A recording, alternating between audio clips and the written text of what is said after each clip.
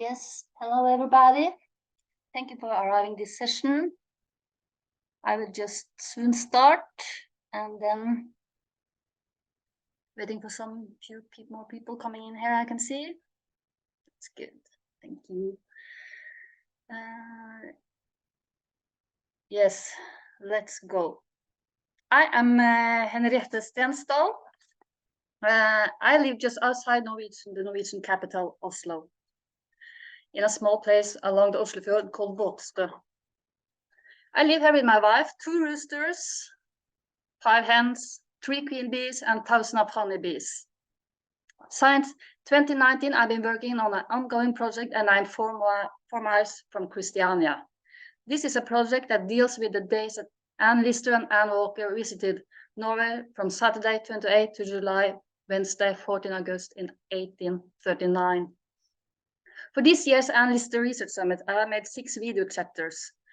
In these chapters, I present some of the places Anne and Anne visited and their experiences there. Through Anne Lister's travel notes and finance notes, it's easy to follow where she is, what she does, and how much money she spends.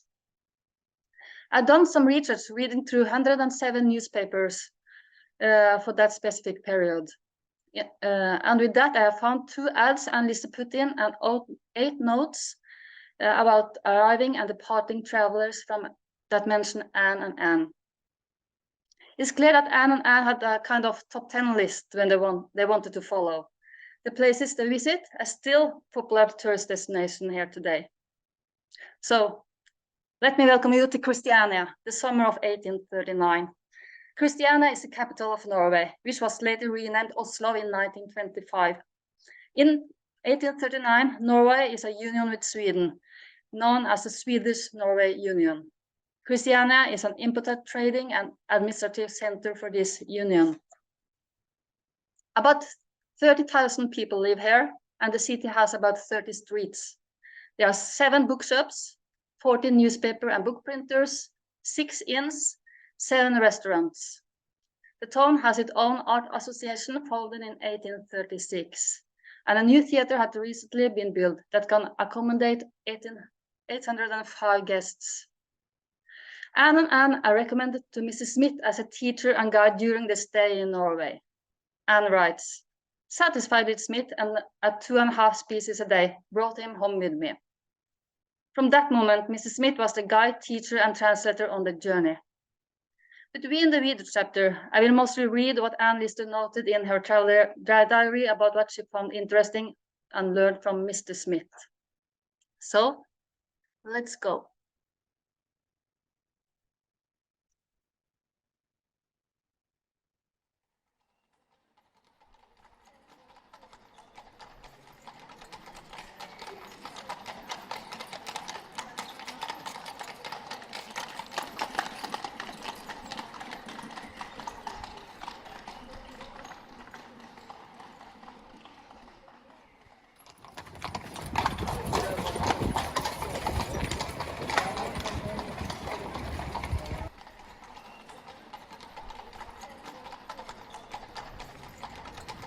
Anne Lister and Walker crossed the border from Sweden to Norway Sunday 28 July 1839 at 1¾ hour.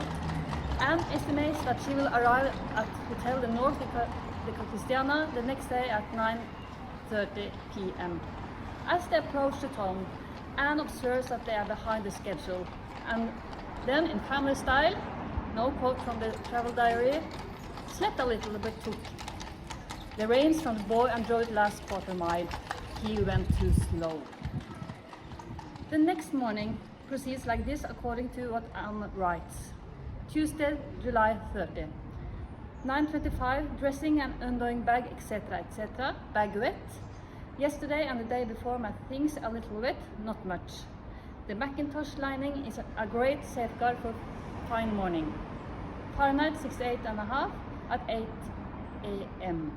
Breakfast at 10, change room, gay passport to be stamped, out at 12:35, half hour lost about the museum, could not see it, then off to the botanic garden, halfway they met the professor of mineralogy, he said it would rain, returned, went into the cathedral, walked around the town, returned home, then off to the bookseller, but returned after 2¼ afraid of rain. Out again 3:20 to the museum, 1½ hour there seeing the birds. Then at von Goskisk to advice for a guide. Home at 6:30, dinner at 7:45 and out 8:15. About the carriage, the Norwegian horses must have wood instead of leather straps. Fine day to heavy showers for some minutes and thunder and lightning at 2:35. After worse fair, Fahrenheit 67¼ now at 11:30 p.m. In the years after Anne visited Christiania, this city's great development and change began. But some buildings and places here in the city are as they were in 1839, like the cathedral, botanical garden, the old castle and the new palace, and this police station. It was actually here that Anne Lister and Anne Walker received a written permission to travel freely and unhindered in Norway. This note from Christiania police station, printed the 2nd of August 1839, is an item that forms part of the extensive collection of Lister family of Shibden Hall records at the West Yorkshire Archive Service.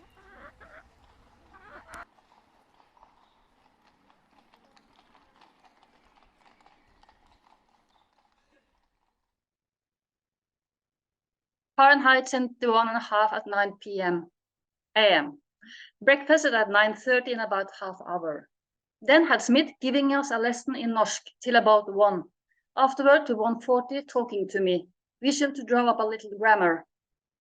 Name, navn. The name, navnet. The names, navnet. The names, navnene. A name, et navn. A good name, et godt navn. The good name, det gode navn. The good names, de gode navne. She knows along left side of page, Count Wedel Jarlsberg, no nobility. She continues, when the crown prince is here, he is viceroy. Count Wedel Jarlsberg is stadsholder and such is respected. But his nobility is nothing. Count Wedel Jarlsberg is allowed to keep his nobility for life, and so are his children allowed to keep theirs that were born before the new constitution made in 1814. Because the constitution is not retrospective. Nobody could be born noble in Norway after 1814.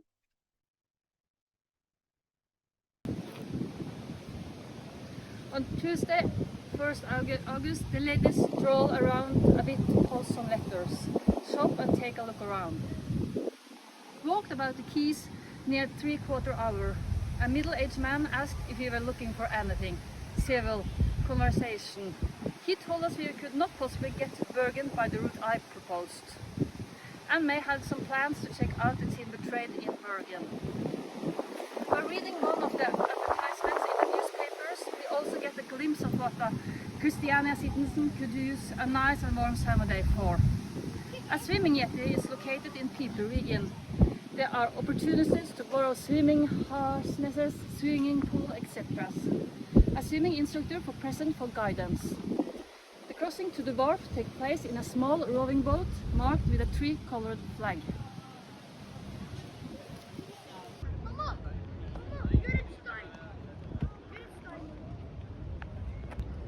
The Royal Palace is located at Bellevue Hill, at the end of Karl Johan, Oslo's main street. The palace is one of the country's most important single buildings and an important symbol of Norwegian history after 1814. Construction work began in 1824 and it was King Karl Johan who laid the foundation stone at 1st October 1825 and the building was completed in 1849. Karl Johan was today's King Harald's 3rd great-great-grandfather. Anne and Anne visited the new castle, we read. At the palace at 12:10, hexastyle portico and hall opening onto the top of it 20 × 15 yards. Handsome room at the back of the staircase, columned. A Saxon at work at the scagliola plaisters, ceiling boards and 2 layers crossing each other. A reeds put on the with wire floorboards, 1½ inch thick battens. Came away at 1:30. at the Botanic Garden at 1:40. That's pretty fast. That trip takes about 15 minutes by bike. And this main street was not even yet built. And no, exactly, it's also is a concert scene there.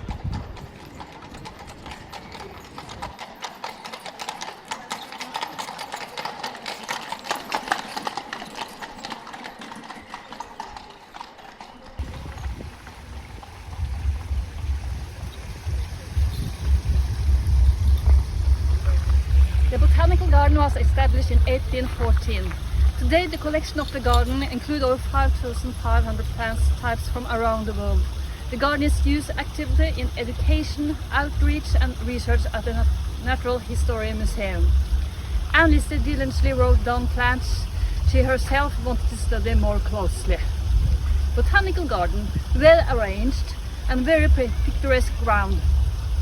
Veratum nigrum, Epolium augustifolium, Rumex acetosium sorel, Saxifraga longifolia, Saxifraga laryngeum, Saxifraga crassifolia cortada, Dianthus latifolius, Linera stricta, Soladigo gigantea, Asinium myrtilitus, Asinium uliginosum.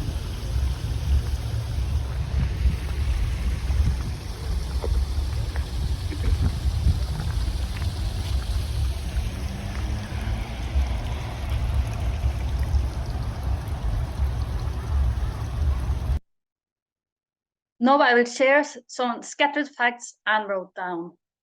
First, something about trade. Norway buys coals of England, steinkul as pronounced. Carbon de terre gives us wood, but only the large wood. The small pays too much duty. In other words, pays the same as the large. The spruce fir, according to Jäger, who better understand things than Smith, is the white wood and called grantre, Pica abies, or spruce fir. The Scotch fir called Purru, Pinus sylvestris, is the redwood, is the best. The Dutch take the little wood, the French take the next in size, and the English take the largest. No trade in wood at Bolkesjø because no river dare to float it down. Fish was and still is an important trade in Norway. Anne wrote, sold last year 500,000 species worth of herrings, and anchovies caught chiefly in the Christiania fjord, caught in the autumn. And here is something about drinking culture. Mid-stomach, the range would have taken absinthe malut, Artemisia wormwood, with a little eau de vin. This is commonly remedy here, as an aperitif they commonly take. Along the left side, she wrote, the Norse drink much wine. Miss Jäger knows a gent who can drink 6 bottles without being intoxicated.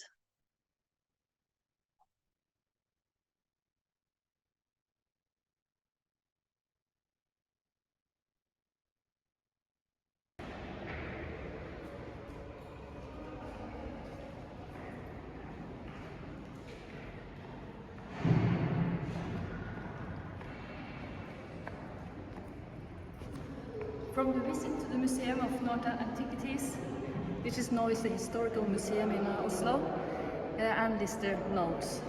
At the Museum of Northern Antiquities from 1110 to 1255, the museum is small, but the professor of history and antiquities himself showed us the things and was very civil, and spoke so well and slowly I understand 1/4 of what he said, by means a few words of Latin now and then. The museum's permanent exhibition Vikinger contains some of the most exquisite objects that we have found in the Norwegian Viking Age. And Lister notes down objects that were found in the summer of 1834 by a homemaker worked at a farm in the eastern part of Norway. He was to help the farmer drain a marsh on the property. During the trench work, he got the surprise of his life when he unearthed Norway's largest gold treasure from the Viking Age.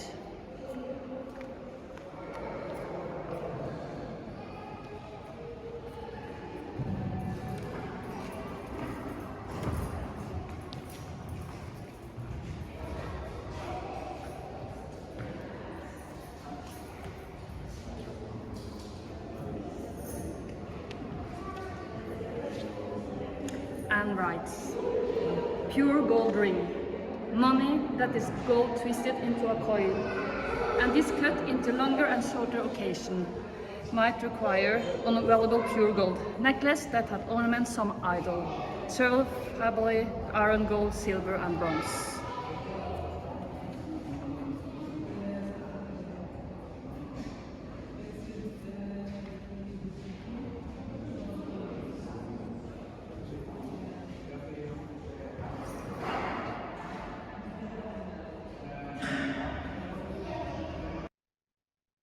In Christiania, Anne frequently visited bookstore, and she wrote, "A large, excellent map of Norway were there in progress.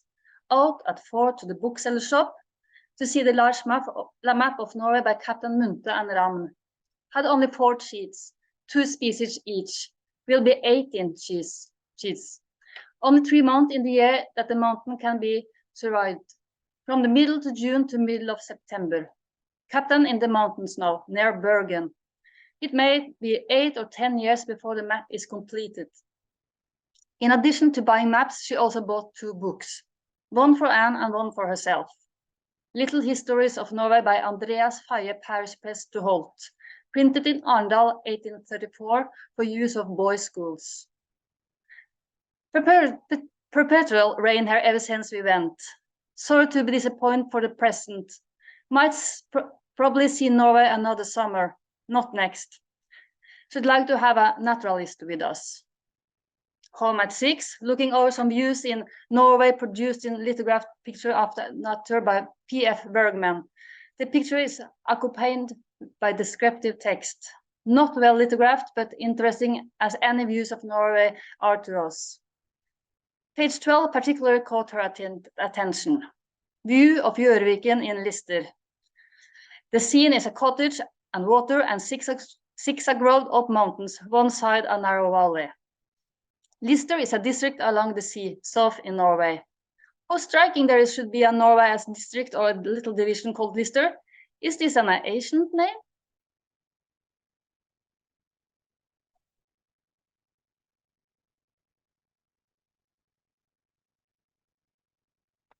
And now we're going to the mountains.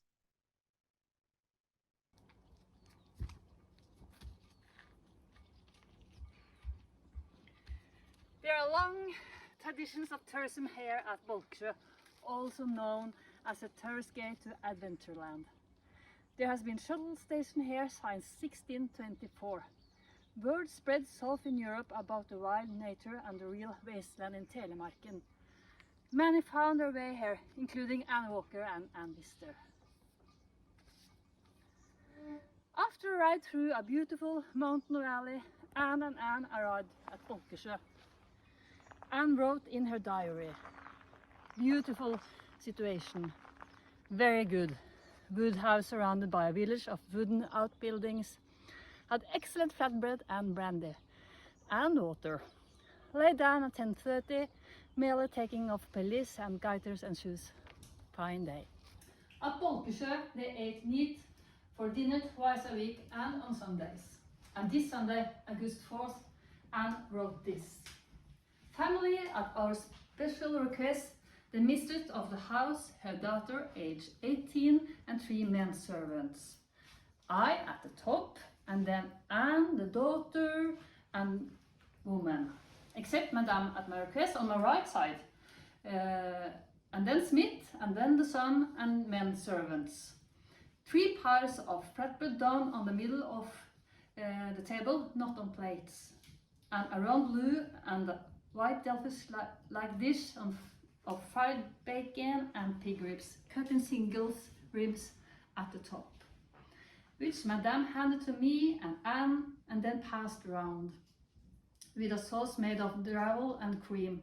This done, Madame and one of the women served went out to the kitchen, a detached building, and then followed the other woman, and they brought a plate of salmon trout, cut into small bits, and a thickish butter-like basin of sauce and a little fresh butter. This handed to Anne and me, and then passed around as before. Anne and I ate a little bread and butter which nobody else touched, and then all was over. perhaps in about 45 minutes. It surprised me to see so little enough for all. Everybody left the table, and then I sorted out to the kitchen and then around the house and then to the stolpebod, pronounced stolpebod, and up an hour before me. Read about 5 and 6 chapters Matthew to me in bed. One basin, one towel, but china plates and dishes around the room. Took one of the latter for washing and did well. Dividing one towel, tied a knot in my end,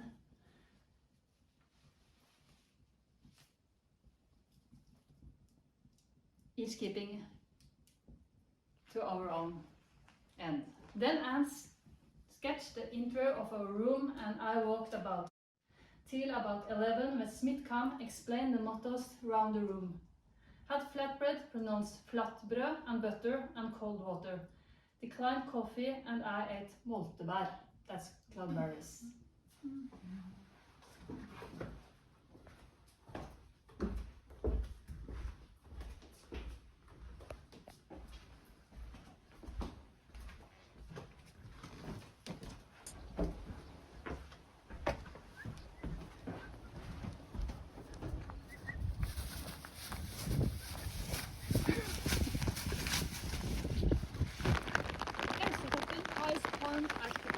At 1,883 meters. The view from the summit is impressive and one can see an area of 1/6 of Norway's mainland. On looking over the guest book at Bolkesjø, Anne Lister copies a poem written by a former guest, Gaustad. It's better to prize than to die. You risk your legs and your neck for a glory that we will share with goats. Then by a dint of fatigue, we reach the top of the mountain and a thick cloud deprives you of the pleasure of contemplating a picture that will never meet expectations. In a word, the game is not worth the candle. We don't see the Gaustatoppen, neither do we this day, but here you can see where Anne and Måke stayed in that house and they slept in the second floor in that window. Here you have a very famous stabbur, created by a lot of Norwegian painters. And we are so lucky to just stay in the neighborhood Stolpebod, very close located. So can you if you rent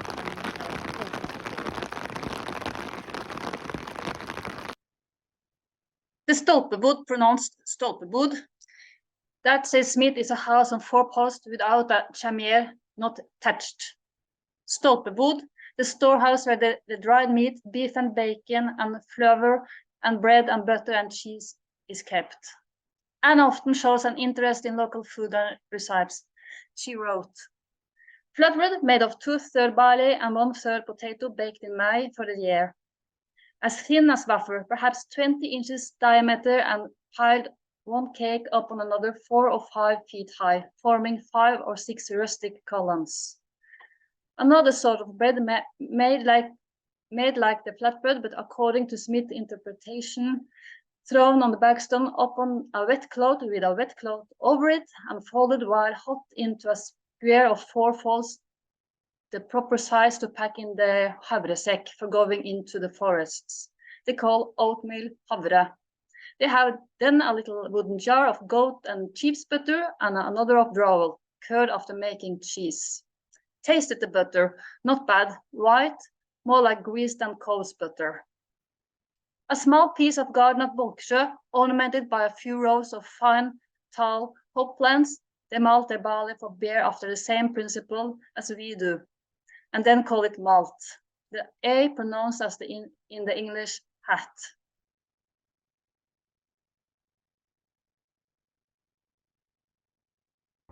Absurd to compare the view with that from Geneva.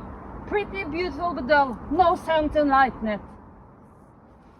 Anne seems a little frustrated that the view does not match her expectations. Her mood is probably still a little off from the fact that she discovered the night before that she had lost her concussion with a mourning ring from her uncle pinned on it. At the inn at Krokleiva, they pay 2 marks to see how they prepare their breakfast, pancakes. Krokleiva, single house, beautiful, hilly, foresty. Drive to it. 2 good rooms below stairs. Ordered breakfast, pancakes, surmelk, the thick milk that we had at Vestgard, and bread and butter, but breakfasted on the pancakes. The flatbrød being mixed with pea meal and not good tasted. They decided to go back to Drammen to look for the ring. At the hotel Xtiania in Drammen, they had the room and bed turned over. The ring was not left in the house. Found that it might have been got off the sack. Began to think that boy that went with them from Ravensburg to Jonsrud had taken it. Anne and I out 8:15 tonight, though it rained all the while, to see the bridge, about 250 yards long, 16 compartments about 3.5 yards long each. That is 3.5 of my umbrellas. And Smith went to his friend, the advocate, and to the police. Rain the while we were out. Talk and think about the pilot and the ring. At last persuaded it was left in the house. Determined to offer 5 species for it. And then they headed for Christiania again.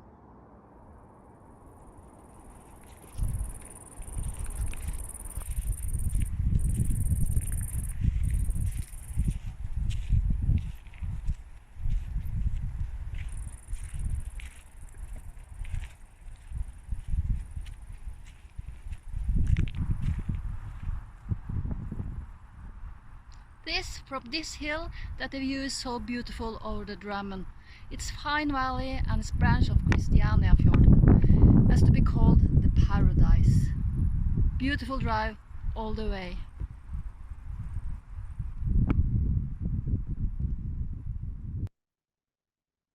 Anne and Anne are preparing to travel on. Fine morning, sun, Fahrenheit 63 at 9:40, breakfast at 9:50. 2 English gentlemen arrived yesterday, asked for the price of our carriage. I will think about it. The landlord said 50 species the value, but I must take less. I said I would take 40 for the carriage. The English gents will not take it. The landlord here offers me 35 species. I decline this. Think to post it to Gothenburg. The carriage far on board at the steamer will be 18 species, and Anne and myself 9 species each, exclusive of sunrise. Sold it to a medical professor for 40 species. Looking over account writing and adding up our Norway journey seems to have cost in Norwegian money 182 species dollars, 4 mark and 18 shillings, and wrote in her travel journal. This is about 63,000 Norwegian crowns and about 4,722 British pounds today.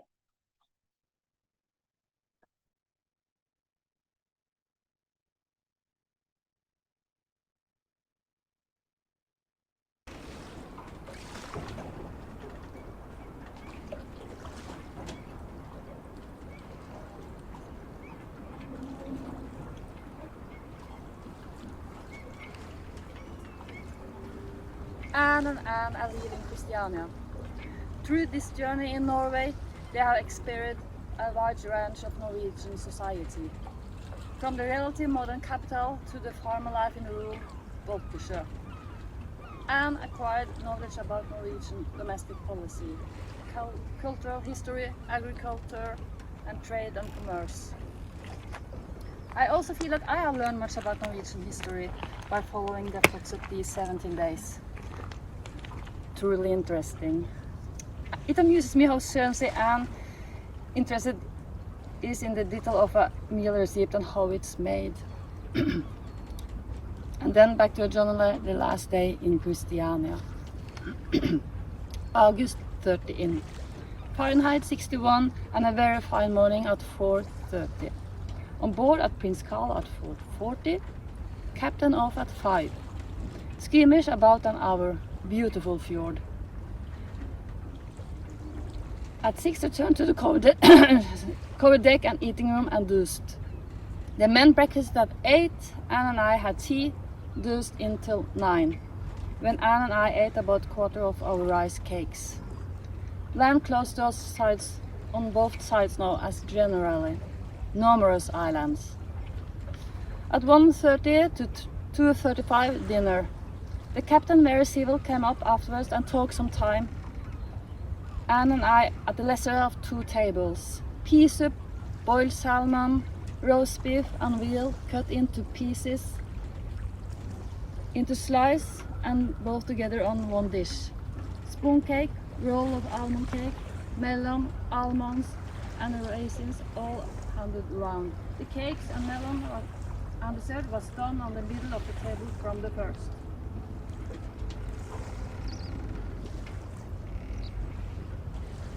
Then at 3:15, Anne Liste sat before, leaning over the vessel side, sick, and returned all her dinner. At 4:10, the steamboat Prince Carl landed in Fredriksværn harbor. A great many of the passengers left the vessel here. Ladies and gents drove the carriage of the country. The little town now called Stavern is still a very popular place to visit during the summer. Anne and Anne walked about and Anne described the town as nearly as we can see it today. And she wrote, "Very picturesque little wood-built town with its large grand place, citadel and garrison. The long line of wood-built red-painted dry docks along the water. Singular Mamolone, bare granite low mountains all around about the little town. Neat little white church, no sign of an inn."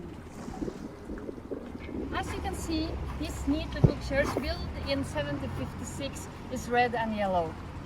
So yes, during the period they visited the church, the walls both inside and inside were whitewashed.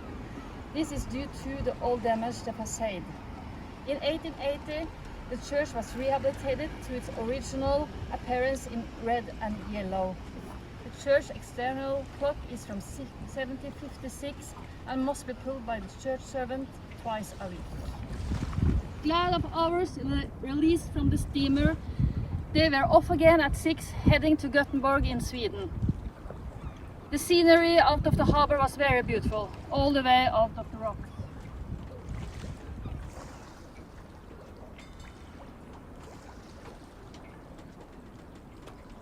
Det gick ju bra då, Vibeke.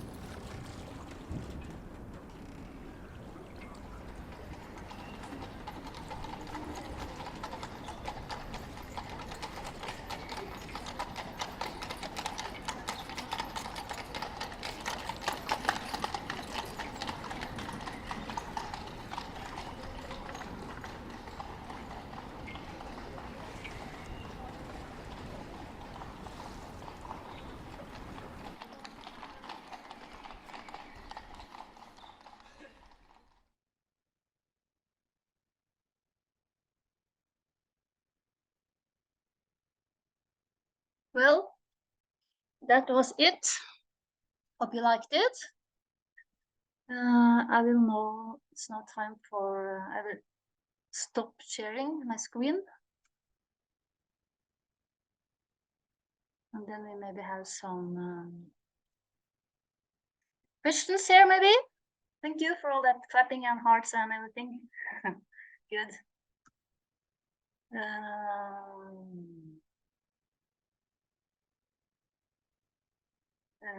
Certain video. Do the clothes you wear in the video have a certain meaning? Yes, no, not exactly. I just wear my national costume that I gradually put on during the video. It's just that if you saw it, it was fun. Are all the places are so accessible to the public? Yes, everybody. Yes, everywhere. Absolutely. And you can even stay at Bolkesjø and go into the house. Were there any places that they did visit that you visit? Yes, there's some more places, of course. There's a lot of more information, but I just have 30 minutes to show, to make. So there's more places and more to learn.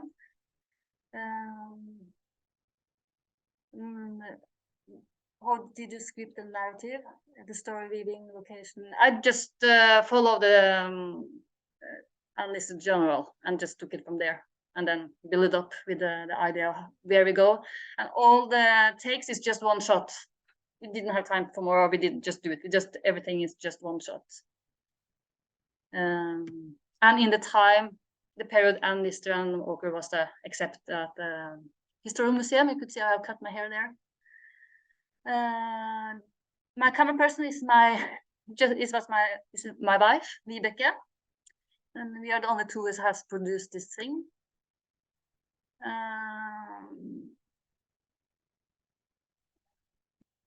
Do I have more questions?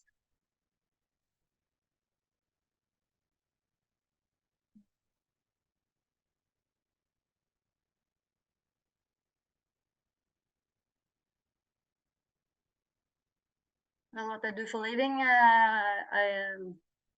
during starting this project, I was a curator for a historical museum. And I wanted to add the history of Anne Lister in an exhibition, and then it was just about the Norwegian things I should bring into the exhibition edition, and then I suddenly understand that she has been into Norway, and then I had a lot of things I can put into the exhibition.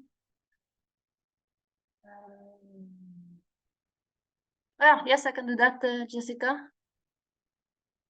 Live questions. It's maybe easier than to read the questions. Did somebody have a live question? Weren't you amazed by the detail of her descriptions and some of the video that you did as you were reading? It was just captured so perfectly. It makes me feel as sometimes that I don't really see what I'm looking at, after reading her journals and seeing the elaborate and educated and knowledgeable and detailed description she provides. Yeah, truly. And it's very fun to be at the place when you read what she is noting, kind of in the botanical garden. It's very nice to be in the botanical garden reading, and you understand where she was and what the view is and what the light is. So it's very fun to go to the places, and I guess lots of people are doing that the same, but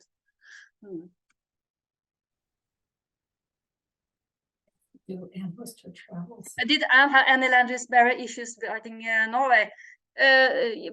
No, I guess some people maybe spoke English, but they had, as you see, the professor, he spoke Latin, and she had this guide, and so Mr. Smith, he could translate for her, so they kind of could understand anything, I guess. And she met a guy on the main street in Oslo, and they just talked, so he probably know the English, and they will, yep.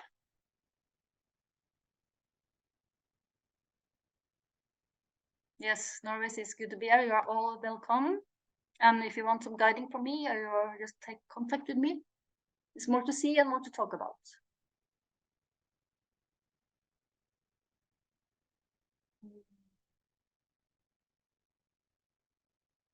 Yes, Jessica says that I made for the exhibition. I made a 1 hour and 15 minutes, 40 minutes long movie, and there is all the text that Anne Lister wrote during her Norway, almost all of it. And I have made like a movie that with the drawings from the contemporary artists from that time that are drawing the scenes where they are. A lot, and then it's you can visit that.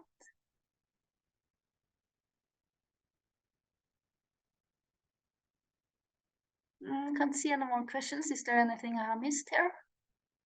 I think you answered all of the questions that were in the okay, then I don't have to looking for any more then. Yeah.